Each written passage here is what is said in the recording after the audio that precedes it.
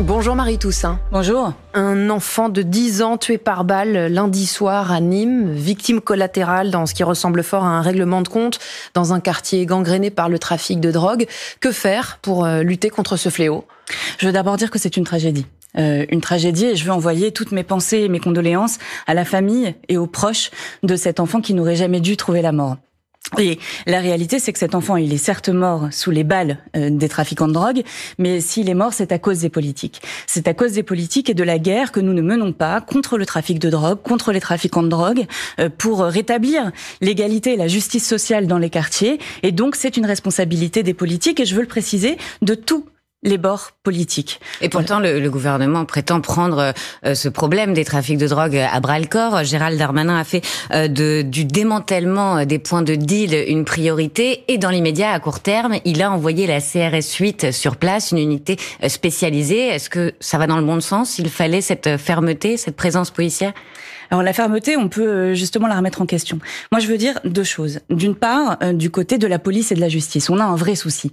Voilà, et donc on envoie certes CRS 8, mais la réalité, c'est qu'on a délaissé les quartiers. Il n'y a plus de police de proximité, il n'y a plus de moyens dans la police et dans la justice pour mener cette guerre-là. Et dans le même temps, on ne mène pas la bataille contre les paradis fiscaux qui sont le lieu de blanchiment de l'argent de la drogue. Et donc la réponse, elle a besoin d'être beaucoup plus ferme que ce qui nous est aujourd'hui proposé. Et la deuxième chose, c'est que on a aujourd'hui des enfants très jeunes. On entendait sur votre antenne un peu plus tôt des enfants parfois dès 13 ans qui sont embrigadés par les trafiquants de drogue. Et donc ce par quoi il faut répondre aussi, c'est répondre à la misère sociale, répondre au chômage. Et donc cette réponse-là, à chaque mesure sociale que nous prenons pour redonner de l'avenir à ces jeunes dans ces quartiers, bien, chaque mesure sociale que nous prenons est une réponse face au trafic de drogue et face aux trafiquants de drogue. Et donc il faut mener la bataille sur les deux aspects, sur ces deux pieds. La réponse policière est celle de la répression et la réponse sociale. Ces deux pieds sont inséparables. Et pour s'attaquer au trafic de drogue en tant que tel, que proposez-vous ? Que faut-il faire ? Mais écoutez, j'ai déjà donné un certain nombre de solutions et de pistes. Envisagez-vous la dépénalisation ? Pour travailler, écoutez, le maire de Bègles, Clément Rossignol, a proposé une expérimentation pour voir ce que ça donnait. La réalité, c'est que le trafic de drogue, ce sont des milliards d'euros par an, rien que pour la France, et qu'il nous faut assécher les ressources économiques et financières de ces trafiquants de drogue. Et donc, pour l'assécher, je vous ai parlé des paradis fiscaux, c'est absolument indispensable, mais il faut aussi aller aux racines et donc regarder, ouvrir la boîte de la légalisation et de savoir est-ce que ça peut permettre de couper ces ressources financières ou pas. Mais je vous l'ai dit, les deux premières réponses, ce sont la réponse effectivement de la police, de la justice et la réponse sociale. Mais pour la drogue, légaliser plutôt que dépénaliser, ce serait votre choix ? Je vous l'ai dit, réponse police-justice, réponse sociale et des expérimentations pour voir comment nous pouvons assécher les flux d'argent qui arrivent dans la poche des trafiquants de drogue. Est-ce que le modèle allemand qui est en train de se dessiner avec le gouvernement qui propose que toute personne à partir de 18 ans puisse acheter et posséder jusqu'à 25 grammes de cannabis et même cultiver des plants pour son propre usage, ça peut être un modèle à suivre d'après vous ? Je suis députée européenne et le fléau de la drogue, vous savez, il est mondial.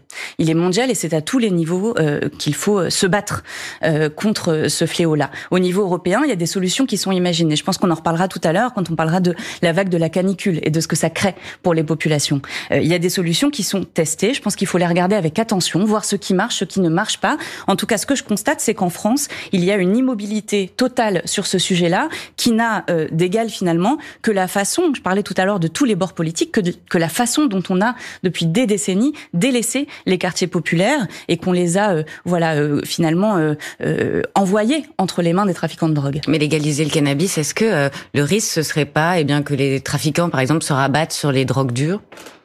Alors j'ai dit, il faut expérimenter, il faut tester. Vous n'en avez pas l'urgence de toutes les urgences. Vous savez, c'est à la fois une guerre sociale, une guerre policière, une guerre contre les paradis fiscaux, une guerre sanitaire aussi. C'est un problème de santé publique qu'il faut prendre avec un très extrême sérieux. Voilà, donc il faut regarder ce qui marche et on a le devoir et la responsabilité de gagner cette bataille contre la drogue. Vous avez évolué chez les Verts en termes de questions de sécurité. Vous étiez sujet à un procès en laxisme régulièrement. Je crois qu'on a, par exemple, sur la police de proximité, toujours défendu le fait de ne pas retirer la police de proximité, de la remettre dans les villes, que nos maires font un travail important sur ce sujet-là. Et je pense par exemple à Grégory Doucet qui appelle régulièrement à avoir plus de policiers dans la ville de Lyon. Voilà, donc on n'a pas évolué. La réalité, c'est que la sécurité des citoyennes et des citoyens, sous tous ces aspects, est absolument primordiale pour nous. Le rappeur Medine, que vous avez invité aux journées d'été des Verts, se défend dans la presse ce matin, notamment dans Paris-Normandie. Cela me broie que l'on me taxe d'antisémitisme, dit-il. Il dit que son tweet sur l'essayiste Rachel Kahn n'était pas antisémite. Est-ce que c'est suffisant pour vous? Vous appelez maintenant à tourner la page? Vous acceptez ses excuses? Écoutez, vous savez ce que disait Simone Veil? Elle disait quand on fait une erreur, on ne la regrette pas, on l'assume. Eh bien, je veux dire calmement et nettement que sur ce coup-là, nous assumons, et j'assume que nous ayons fait une erreur. De l'inviter. Que nous ayons fait une erreur. Et je veux vous dire, le problème, c'est pas Medine, c'est nous. Alors pourquoi vous avez fait une erreur? Je le répète, c'est pas Medine, c'est nous. On a cherché le buzz, on l'a eu, de la pire des manières possibles. On badine pas avec l'antisémitisme. Voilà, c'est un sujet qui est trop important, trop sérieux pour qu'on fasse des coups politiques. Mais Marie Toussaint, vous êtes assez minoritaire dans votre parti. Certains, comme vous, sont sur la même ligne. Le maire de Bordeaux, la maire de Strasbourg, par exemple, qui ont annulé leur présence. Mais la majorité des cadres du parti ont assumé de l'inviter. C'est un problème pour vous et ça aura des conséquences? Je vous l'ai dit, j'assume que nous ayons fait une erreur. Voilà. Et sur le sujet, on a eu tout faux, de A à Z. Et vous savez, on se fait accuser à la fois par les amis de Medine et par les ennemis de Medine. Ça prouve bien qu'il y a quelque chose qui va pas. Et par contre, ce que j'aimerais dire aussi, c'est que on a d'un côté les amis de Monsieur Macron qui disent que nous sommes des anti-républicains, puis Monsieur Mélenchon qui dit que nous sommes des soumis. C'est très charitable, mais la réalité, c'est que nous sommes des républicains et nous ne sommes soumis à personne, et certainement pas à Monsieur Mélenchon. Après, je me moque de ce qu'il pense de nous, mais ce que je veux dire à Monsieur Mélenchon, c'est que quand on a un allié qui est dans la difficulté, on n'en profite pas pour lui mettre la tête sous l'eau. Oui, parce qu'il dit que vous êtes soumis au qu'en dira-t-on des hypocrites. Mais quand Marine Tondelier, par exemple, parle d'un antisémitisme insidieux lié à l'ignorance, quand Medine dit « je ne savais pas que la quenelle était antisémite », ça, c'est pas convaincant pour vous avec un sujet aussi grave? Écoutez, quand on invite quelqu'un, on lui demande pas pourquoi on l'a invité. Voilà. Donc non, on a tout faux. Moi, je veux dire deux choses vraiment importantes. Un, je refuse et je combats toutes les formes d'antisémitisme. Et deux, je combats aussi les amalgames. Les amalgames qui reviennent à dire banlieue égale rap égale antisémitisme, parce que je pense que les quartiers populaires ont vraiment pas besoin qu'on leur jette l'opprobre. Mais est-ce que vous appelez les insoumis, juste à clarifier leur position vis-à-vis de l'antisémitisme? Parce que Clémence Guettet, hier, elle disait « Non, Medine n'est pas antisémite, il est victime d'une polémique montée par l'extrême droite et on s'en prend à lui parce qu'il vient des quartiers ». Est-ce que vous comprenez ce genre de justification des insoumis? Écoutez, les insoumis sont face à leurs responsabilités. Ils expliquent quelle est leur position. Mais ils sont ambigus? Moi, je le répète, je n'ai pas à juger de ce que disent les insoumis. Je le répète, notre priorité, ça doit être de parler d'écologie. Et en l'occurrence, là, nous avons été pris au piège. Nous nous sommes tendus à nous-mêmes un piège. Il faut absolument qu'on réussisse à passer à autre chose. C'est-à-dire que vous dites aujourd'hui, on assume l'erreur de l'inviter au départ, et désormais vous, puisqu'il sera demain aux journées d'été, Marie Toussaint, vous irez l'écouter, le rappeur Medine? Pendant les journées d'été, on a un certain nombre d'activités. Moi, il se trouve que je serai ailleurs à ce moment-là. Ceux qui veulent l'écouter iront l'écouter. Moi, et pourquoi vous n'annulez pas dans ce cas-là sa présence et son invitation? Je vous ai dit, on n'invite pas quelqu'un pour lui demander pourquoi est-ce qu'on l'a invité. Voilà. Donc c'est de votre faute, c'est ça? Moi, c'est trop tard. Voilà. Le problème, c'est pas Medine, c'est nous. C'est ce que j'ai dit au départ. Et vous savez, Medine, il nous dit j'ai eu tort dans le passé et maintenant j'ai changé. Mais comment est-ce que vous voulez que je vous dise ce qui se passe dans sa tête et dans son cœur? On n'est pas les agents de probation de Medine. On peut pas juger de ça. Moi, ce que je sais, c'est que les quenelle-hier et les jeux de mots pourris aujourd'hui, c'est pas ce dont a besoin le pays. Et le pays n'a pas besoin qu'on jette de l'huile sur le feu, il n'a pas besoin d'invectives, il n'a pas besoin de violence verbale, il n'a pas besoin d'insultes. Ce dont il a besoin, c'est de respect. C'est de dialogue entre des gens qui sont pas nécessairement d'accord, et c'est de s'aimer un peu plus les uns les autres. Voilà ce que je crois. France Info, Agathe Lambré, Agathe Mahuet. Toujours avec Marie Toussaint, eurodéputée Europe Écologie Les Verts, future tête de liste des Verts pour les européennes. On va parler de la canicule. 19 départements sont aujourd'hui en vigilance rouge à la canicule. Lundi a été la journée la plus chaude jamais mesurée après un 15 août. Face à cet épisode de chaleur, est-ce qu'il y a des mesures prises par le gouvernement que vous saluez ? Écoutez, le gouvernement, aujourd'hui, il se déplace beaucoup. Il sensibilise, il y a ce numéro vert. Donc on voit Christophe Béchu et Sarah El Haïry à Lyon pour saluer justement le travail des écologistes. On voit Marc Fesneau en Saône-et-Loire, il me semble, pour aller visiter des agriculteurs. Et puis on voit Monsieur Dussopt aller visiter des chantiers de BTP. Bon, la réalité, c'est que la sensibilisation, c'est bien, mais c'est largement insuffisant. Et que la canicule, ce sont des impacts extrêmement concrets sur les gens, sur les Français, les Européennes, les Européens, d'ailleurs, et partout autour du monde. Et on voit bien, je vous donne l'exemple. Alors, je vais vous donner quelques exemples d'abord, parce que au CHU de Bordeaux, chez moi, on a compté des températures à 42 degrés. Et on comprend bien que des personnes vulnérables, des personnes malades, des personnes parfois âgées sont sujettes à ces énormes chaleurs et qu'il faut agir.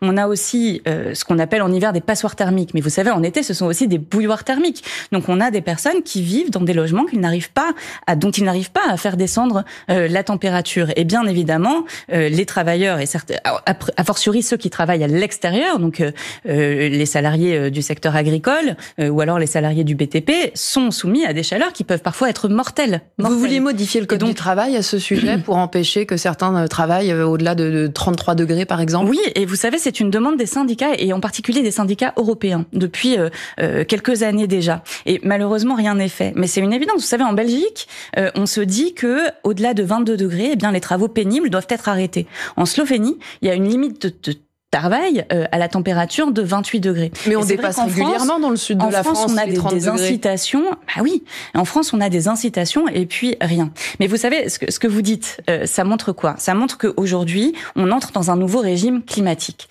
Et que ce régime climatique, il nécessite quoi ? Il nécessite d'une part de nouveaux droits sociaux pour protéger les salariés des fortes chaleurs, des conditions difficiles de travail, je vous l'ai dit, parfois même mortelles. Donc c'est indispensable que nous mettions en place. Mais concrètement, ça veut dire quoi ? Les entreprises s'arrêtent en cas de forte chaleur comme ça ? Parce que le Code du travail prévoit déjà un droit de retrait. Donc là, vous voulez aller plus loin, fixer un seuil à 33 degrés.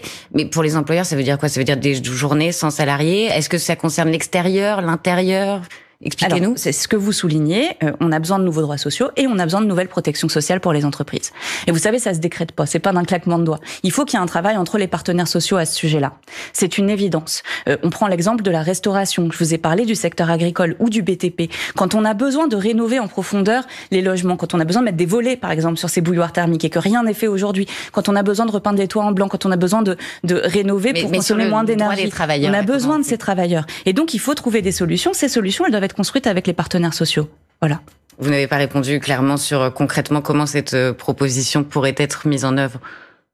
Eh ben, on met des limites de travail avec effectivement des discussions avec le patronat, avec les forces sociales, pour déterminer qu'est-ce qui est de l'ordre de l'arrêt de travail pur et qu'est-ce qui est de l'ordre des protections sociales qui soient mises en œuvre.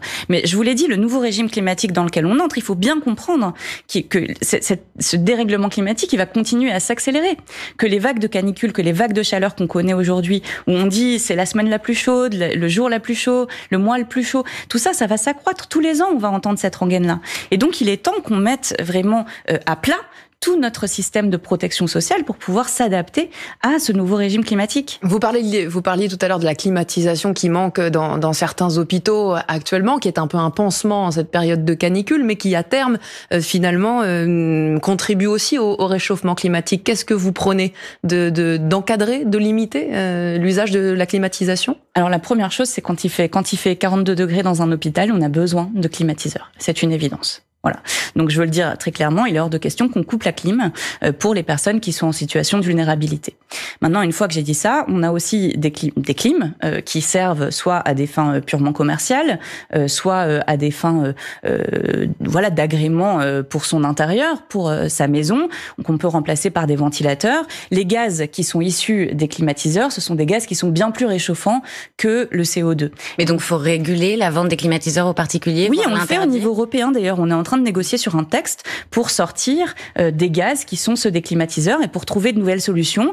Alors ça n'existe pas aujourd'hui, là je peux pas vous dire on peut remplacer tout de suite un climatiseur par autre chose, mais la réalité c'est que c'est possible et qu'on travaille beaucoup pour que on fasse ce saut technologique, qu'il y ait d'autres solutions qui soient proposées aux uns et aux autres. Parmi les autres solutions aussi, le gouvernement a commandé un rapport sur l'intérêt de peindre certains toits en blanc. Vous vous félicitez que cette piste soit retenue ? Ah bah oui. Évidemment, il était temps. Il y a des solutions extrêmement simples pour lutter contre le dérèglement climatique, ou en tout cas s'en protéger, s'y adapter. Voilà. Et l'adaptation, c'est absolument crucial. Et donc peindre les toits en blanc, ça fait partie de ces solutions qu'il faut absolument déployer à grande échelle, végétaliser, naturaliser les villes. Mais ça ne règle pas totalement la question de la chaleur dans les bâtiments. Non, mais vous savez, ce qui pourrait régler la question de la chaleur dans les bâtiments, c'est le fait qu'on lutte véritablement contre le dérèglement climatique. Voilà. Et la réalité, c'est que le gouvernement a été sanctionné, condamné 2 fois pour inaction dans la lutte contre le dérèglement climatique, qu'on a une forme de focalisation sur la décarbonation et que dans le même temps, le gouvernement laisse les forêts se dessécher, laisse les sols s'assécher aussi, et donc ça veut dire qu'on empêche la biodiversité, la nature, le vivant d'absorber le CO2. Et donc on fait trop peu pour réduire les émissions de gaz à effet de serre, mais en plus on détruit la capacité de la nature à l'absorber. Et donc là, on a besoin d'une action.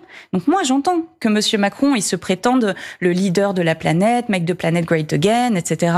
Mais dans la réalité, quand on regarde ce qui se passe sur le terrain, la réalité, c'est que la France est en retard. La France est en retard sur les renouvelables. La France perd de son puits de carbone, donc ses forêts, ses sols, cette eau qui absorbe le CO2. Et c'est ça qu'on a absolument besoin de faire, en plus de gérer les situations d'urgence. Et le gouvernement qui prépare un décret pour faciliter la réutilisation des eaux usées, ça c'est une bonne chose aussi ? Bien sûr, mais vous savez, tout ce qui est fait est bon à prendre. Voilà, tout ce qui est fait est bon à prendre. Moi, ce que je souligne, c'est le fait que nos objectifs soient trop bas pour tenir les objectifs de l'accord de Paris, qui a pourtant été signé dans notre capitale, sous présidence française. Les objectifs dans la loi française aujourd'hui, comme dans la loi européenne d'ailleurs, sont trop bas, et que par ailleurs, les actes ne suivent pas. Voilà. Et donc, à un moment, il faut agir plus, agir mieux contre le dérèglement climatique, agir à l'intérieur de notre territoire, agir à l'extérieur de nos frontières. Quand une entreprise comme Total, dont on est extrêmement fier, c'est un fleuron français, continue à investir dans des puits de gaz et de pétrole, continue à ouvrir des terminaux méthaniers de gaz. Vous savez, le gaz, on est en train de trouver que c'est presque aussi polluant, voire aussi polluant que le charbon. Bon, voilà. La réalité, c'est qu'on doit sortir du pétrole, on doit sortir du gaz, on doit le faire pour nous, et on doit inciter, voire contraindre les entreprises françaises et européennes à sortir du gaz et du pétrole également à l'étranger. C'est une nécessité vitale si nous voulons préserver une planète vivable pour l'humanité. Vous restez avec nous. Marie Toussaint, tête de liste Europe Écologie Les Verts aux élections européennes. Le 8-30 France Info, Agathe Lambré, Agathe Mahuet. Avec Marie Toussaint, eurodéputée Europe Écologie Les Verts. L'exécutif planche sur le budget 2024 et revendique d'ailleurs sa tonalité verte. Il cherche des économies pour financer la transition écologique, notamment le gouvernement qui envisage notamment une taxe sur certains billets d'avion. Est-ce que ça va dans le bon sens, Marie Toussaint ? Là aussi, oui. Et je peux pas dire que le fait de taxer plus les billets d'avion soit une mauvaise chose. La taxe sur les billets d'avion, on la demande depuis longtemps. On demande une taxe ambitieuse pour réduire notamment les écarts de prix entre le train, qui est non polluant, et l'avion, qui est extrêmement polluant, qui ne bénéficie qu'à quelques-uns. Donc, il faut absolument aller dans cette direction. En l'occurrence, ça concernerait, a priori, selon le ministre des Transports, seulement les billets de première classe et de classe affaires. Est-ce que c'est suffisant ou il faut une taxe sur tous les billets d'avion ? Alors, c'est largement insuffisant, mais pas seulement en termes de taxes sur les billets d'avion. Moi, ce que je veux dire, c'est que, alors, on parle de taxes sur les premières classes et sur la classe affaires.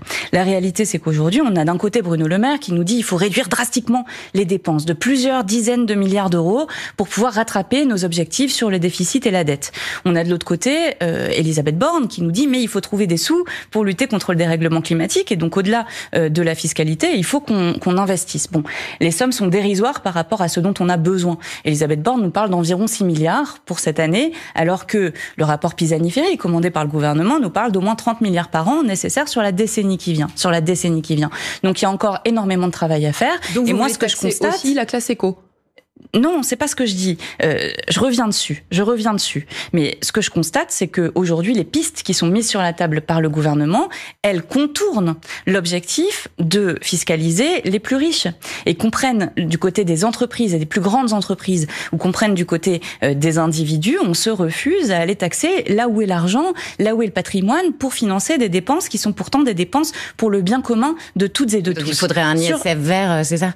Il faudra un ISF vert, bien sûr, et il y a des tas d'autres solutions qu'on peut trouver, qu'on peut mobiliser pour répondre à ce défi-là, au niveau européen également, des solutions monétaires par la Banque centrale, etc. Je reviens sur cette question des billets d'avion, puisque vous me l'avez posée. Aujourd'hui, l'avion est moins cher. Pourquoi ? Parce que le kérosène n'est pas taxé. Voilà. Et que le kérosène est extrêmement polluant. Et donc oui, on a besoin d'envoyer des signaux prix. Maintenant, je veux pointer une chose. C'est que ces signaux prix, cette fiscalité qui s'applique à tout le monde de manière égalitaire, eh bien, ce sont des politiques injustes. Voilà. Et que ce qu'on doit, et le pas qu'on doit faire pour protéger la planète et agir pour la justice, les deux en même temps, c'est de dégager des solutions qui soient à la fois bonnes pour la planète et justes socialement. Sur l'avion, le problème est un peu différent puisque, je l'ai dit, ce n'est pas tout le monde qui prend l'avion. La réalité, c'est que la majeure partie des Français ne prend pas l'avion. Voilà, la majorité d'entre eux, que beaucoup des trajets en avion en interne à la France sont constitués par des voyages d'entreprise, et donc il faut faire attention à la manière dont on s'y prend, mais en tout cas, cette affaire des vols low cost, par exemple, est éminemment problématique, et donc il faut répondre à cette question-là, tout en veillant pas seulement sur les avions, mais sur l'ensemble des mesures que nous adoptons, à ce que ce soit à la fois bon pour la planète et juste socialement. Le problème, c'est que sur le kérosène, par exemple, le gouvernement estime que la France ne peut pas être seule à taxer le kérosène. Vous qui êtes eurodéputé, le gouvernement français veut attendre le reste de l'Europe. C'est une erreur, ça ? Oui, c'est une erreur, bien sûr. C'est une erreur. D'abord parce que quand on montre l'exemple, on peut parfois emmener ses partenaires avec soi. Et c'est comme ça que ça fonctionne au niveau de l'Union européenne. Parfois, un pays, un État prend une initiative et emmène avec lui les autres États membres de l'Union. Et puis, la deuxième chose, c'est que on peut pas attendre en matière de dérèglement climatique, on peut pas attendre que les autres agissent en se disant, bah nous, on n'agit pas. Pourquoi ? Eh ben parce que on est en train de faire exploser les budgets de CO2. Autour de la planète. Donc on peut pas se dire on va rejeter la faute sur la Chine, sur la Russie. Donc pourtant l'empreinte CO2 par tête, par personne est inférieure à la nôtre, et se dire on va laisser couler ça et puis on verra bien ce qui se passe. Non, on verra pas ce qui se passe. En fait, en matière de lutte contre le dérèglement climatique, tout le monde doit s'y mettre. Tout le monde doit s'y mettre avec ambition et à hauteur de ses responsabilités. Encore une fois, nous n'y sommes pas. Marie Toussaint, on parlait de vos divergences avec les Insoumis sur Médine tout à l'heure. À peine rentrée, la NUPES se déchire à nouveau. Est-ce qu'elle a encore une raison d'être, cette alliance ? Bien sûr, vous savez, la NUPES a constitué un espoir pour des millions de citoyennes et citoyens de ce pays. C'est aussi un bloc de résistance face à la montée de l'extrême droite qu'on voit en France, comme d'ailleurs au niveau européen. Voilà. Donc moi, je dis juste à Manuel Bompard, il faut pas céder au défaitisme. Le fait qu'on parte séparément aux élections européennes, il se justifie par la force de l'histoire, par le type d'élection à la proportionnelle que c'est, puis par le fait que nous, les écologistes, on est les plus européens, les plus fédéralistes, que c'est pas négociable. Donc il faut pas céder au défaitisme. Il faut respecter la souveraineté politique de chacun. Mon parti a voté à 80% pour présenter une liste autonome. Est-ce que ça veut dire que c'est la fin de l'histoire ? Absolument pas.